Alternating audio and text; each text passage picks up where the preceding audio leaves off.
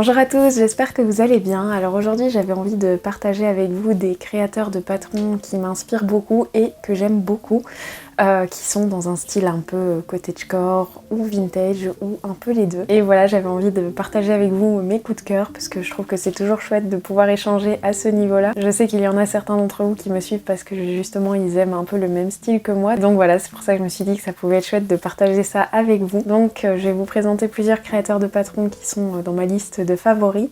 Il y en a plusieurs dont j'ai déjà cousu un ou plusieurs patrons. D'autres, je n'en ai encore jamais cousu, mais j'adore ce qu'ils font et c'est dans mes projets de pouvoir le faire un jour. Et on va commencer par le premier créateur, ou devrais-je dire la première créatrice. Je ne pouvais pas faire cette vidéo sans vous parler de Atelier Vernis, qui est je pense une des marques de patrons dont je vous parle le plus souvent. J'en ai déjà réalisé plusieurs et je suis toujours super fan de son travail, super fan de ce qu'elle fait, du style qu'elle propose. Il y a vraiment une inspiration vintage dans ses patrons. C'est quelqu'un dont j'adore le travail. Et donc j'ai déjà cousu la robe Nina, la blouse Frida et la robe Rita, que j'avais légèrement modifiée pour que ça corresponde un petit peu plus à mon style, mais que j'avais adoré coudre. Et j'ai hâte de pouvoir coudre sa blouse Elisabeth et aussi sa blouse Eugénie, parce que voilà, c'est des blouses que j'adore. Je pense que ce sera plutôt des projets que j'aurai peut-être plus le temps de faire cet automne ou cet hiver, qui en plus seront peut-être plus propices à la saison. Je trouve que ces patrons sont super bien expliqués. En tant que débutante, j'ai appris pas mal de choses aussi avec les patrons que j'ai essayés, dont les smokes, les coutures anglaises, etc. Donc voilà, c'est vraiment un gros coup de cœur. Et en plus, je sais qu'elle commence à réaliser des tutos vidéo de ses patrons sur YouTube, sur la chaîne Atelier Vernis, donc je trouve que c'est encore plus un plus parce que voilà, ça permet parfois, quand on comprend pas toutes les techniques à l'écrit, de pouvoir les voir et de mieux comprendre, donc je trouve ça trop chouette. Et bref, je vais m'arrêter là pour Atelier Vernis et on va passer à la deuxième créatrice. Donc la deuxième créatrice, c'est également une créatrice dont je vous ai déjà parlé plusieurs fois. Encore une fois, je vais pas m'aventurer à prononcer son nom, je vous le mettrai à l'écrit parce que je sais pas du tout comment ça se prononce, mais c'est une des créatrices chez qui j'ai acheté mes premiers patrons. J'ai adoré plusieurs de ses robes, j'en ai réalisé deux à mes débuts, c'était vraiment les premières robes que j'ai réalisées seule. J'ai réalisé une des versions de la robe Mina et j'ai également réalisé la robe Otila, et plus récemment j'ai même réutilisé le patron de la robe Mina pour réaliser une autre robe un petit peu différente pour ma petite sœur. Donc voilà, c'est vraiment une créatrice que j'aime vraiment beaucoup et je trouve que ses patrons sont toujours très bien expliqués. J'adore un peu son univers sur Instagram, sur les cousettes qu'elle fait, etc. D'ailleurs, elle vient de sortir un modèle de robe qui me plaît énormément. Elle en a fait une version dans un Vichy rouge que je trouve magnifique, et donc j'ai très envie de me refaire une version un petit peu similaire parce que je trouve que ça donne vraiment une petite allure vintage. Elle est vraiment magnifique et j'adore le dos qui est très détaillé avec voilà, un genre de corset dans le dos. Je trouve ça trop beau. Donc voilà, pour cette créatrice, si vous ne la connaissez pas encore, je vous conseille d'aller la suivre parce que vraiment toutes ses créations sont très chouettes et très bien expliquées. Donc pour moi, c'est une valeur sûre. Ensuite, récemment, j'ai découvert deux créatrices sur Etsy. Donc en fait, il faut savoir que je fais la plupart de mes recherches sur Etsy et en anglais. Donc c'est pour ça qu'il y a autant de créateurs qui sont en anglais, parce que c'est plus facile pour moi de trouver ce qui me plaît sur Etsy et en anglais que en français. J'ai un peu plus de mal à trouver mon bonheur. Je dis pas que ça n'existe pas et peut-être que vous saurez m'en recommander des super. Je trouve plus facilement le style vers lequel je m'oriente et qui me plaît sur Etsy. Donc voilà, c'est pour ça que la majorité sont en anglais, mais après ça reste compréhensible si vous avez quelques notions en anglais. Mais donc j'ai découvert ces créatrices en faisant simplement une recherche sur Etsy. J'ai vu un modèle de robe qui me plaisait énormément avec un col Claudine. Je pense que vous avez déjà vu que j'aimais bien ce genre de robe avec des cols, et j'ai eu un gros coup de cœur. Puis j'ai du coup cherché à découvrir un petit peu plus leur univers, s'ils avaient une page Instagram ou autre, et j'ai pu découvrir d'autres patrons qu'elles avaient créés, dont des blouses ou des pantalons jupes culottes qui font très vintage, et l'ambiance de leur page est voilà, très vintage. Elles ont une collection un peu Alice au pays des merveilles et j'aime vraiment beaucoup ce qu'elles proposent. Et donc j'ai commencé à les suivre parce que j'avais vraiment hâte de voir la suite des créations qu'elles allaient proposer. Et je vais normalement prochainement coudre la robe Bluebell. Ça devrait arriver dans les semaines à venir. C'est cette fameuse robe avec le col Claudine qui m'a fait craquer. Je viens d'imprimer le patron et j'ai regardé déjà un peu les instructions. Tout a l'air clair. Il y a beaucoup de pages au patron, donc ça il faut pouvoir se préparer parce qu'il y a plusieurs plusieurs alternatives en fait. Chacun de leurs patrons permet différentes créations et d'associer le haut différemment avec les jupes, avec les manches, et ça je trouve que c'est super chouette parce que du coup ça permet avec un seul patron de créer plusieurs vêtements légèrement différents.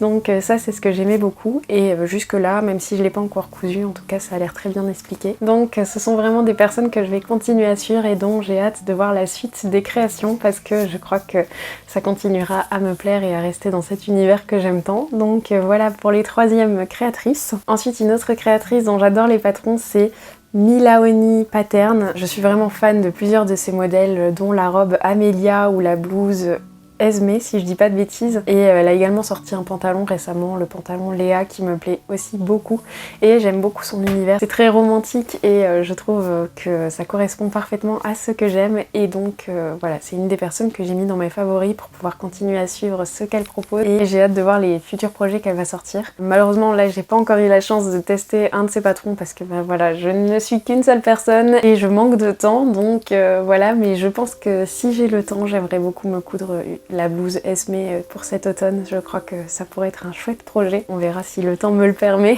mais en tout cas c'est une créatrice dont j'aime beaucoup le travail, et voilà. Ensuite, une autre créatrice que j'avais d'abord découvert sur Etsy et que j'ai fini par suivre sur Instagram, qui est dans un style très très cottagecore. Il s'agit de Ojai Room Patterns. Je sais pas du tout comment ça se prononce, mais je trouve qu'elle a une grosse partie de ses patrons qui sont vraiment dans une ambiance très cottagecore. Et là aussi, il y a également plusieurs patrons que j'aimerais beaucoup essayer. Et c'est pour ça que je la garde dans mes favoris, parce que voilà, déjà sa page et ses créations m'inspirent énormément. Et en plus, je pense que les futurs patrons qu'elle pourrait sortir pourraient également m'intéresser. Donc voilà pour elle. Ensuite, la prochaine créatrice, elle n'a pas encore énormément de patrons. Je la suis depuis déjà plusieurs mois. Et je pense qu'elle a sorti maintenant son 3e patron. Donc elle a 2 robes et une jupe, mais les 3 je les adore, ça fait très romantique, et son univers, son Instagram est également très romantique et dans un style que j'adore, et c'est aussi une créatrice que je pense qui je pense va continuer à faire voilà, des patrons dans ce style que j'aime beaucoup et qui correspondent plutôt bien dans la catégorie vintage, cottagecore, romantique que j'aime bien. Et donc je l'ai gardé dans mes favoris également parce que voilà, c'est quelqu'un dont j'ai envie de voir l'évolution, dont j'ai envie de suivre le travail et voir les prochains patrons qui pourront sortir. Et puis tout ce qu'elle partage sur son Instagram m'inspire beaucoup. Ces associations de patrons et tissus me plaisent énormément. Donc voilà, j'avais quand même envie de vous en parler, même si elle n'a pas encore beaucoup de patrons dans sa boutique, mais voilà, donc et donc je pense que j'ai pas encore dit son nom, et il s'agit donc de Luna Pattern, que j'aime vraiment vraiment beaucoup. Ensuite je vais vous parler d'une boutique Etsy qui est dans un style vraiment très différent. Je pense que de base c'est plus dédié au cosplay, mais les patrons qui partagent m'inspirent également énormément. On est beaucoup dans un univers un peu médiéval, et je trouve qu'il y a certains patrons et certaines pièces qui sont possibles d'être utilisées de façon à les porter dans la vie de tous les jours, ou en tout cas à les moderniser. Et donc j'ai gardé ce site dans mes coups de cœur. Il y a d'ailleurs 2 patrons que j'adorerais pouvoir réaliser prochainement. Il y a une surrobe médiévale avec un corset devant qui je pense serait magnifique pour porter au-dessus d'autres robes. Ce serait vraiment trop trop beau. Il faudrait que je vois comment je pourrais la changer pour qu'elle soit vraiment portable au quotidien sans avoir l'impression d'être déguisée. Mais c'est un modèle qui me plaît coup de cœur, que j'ai vraiment adoré. Ça fait très voilà, hobbit médiéval, féerique, enfin voilà, c'est vraiment un univers qui me plaît beaucoup. Et ils ont également une robe magnifique, je pense que c'est une robe chemise médiévale que je trouve super belle, avec des blanches, avec des manches un peu, je sais plus, je pense qu'on dit des manches papillons. Et après, si vous aimez tout ce qui est corset, etc., je pense qu'ils ont pas mal de choix. Voilà, je trouve que c'est, même si c'est un petit peu différent et que leurs patrons sont un petit peu plus chers aussi et qu'il faut les choisir par taille, je trouve qu'ils ont vraiment un travail très unique et qu'on ne trouve pas partout. Donc je les ai gardés dans ma liste de favoris pour cette raison. Voilà, je vous recommande d'aller faire un petit tour si vous aimez un petit peu le style de l'ambiance médiévale. Je pense que ça pourrait vous plaire. Ensuite, pour la dernière créatrice, c'est une créatrice dont j'ai déjà cousu plusieurs patrons et dont je vous ai déjà parlé plusieurs fois sur la chaîne. Il s'agit de Stitch Witch Pattern.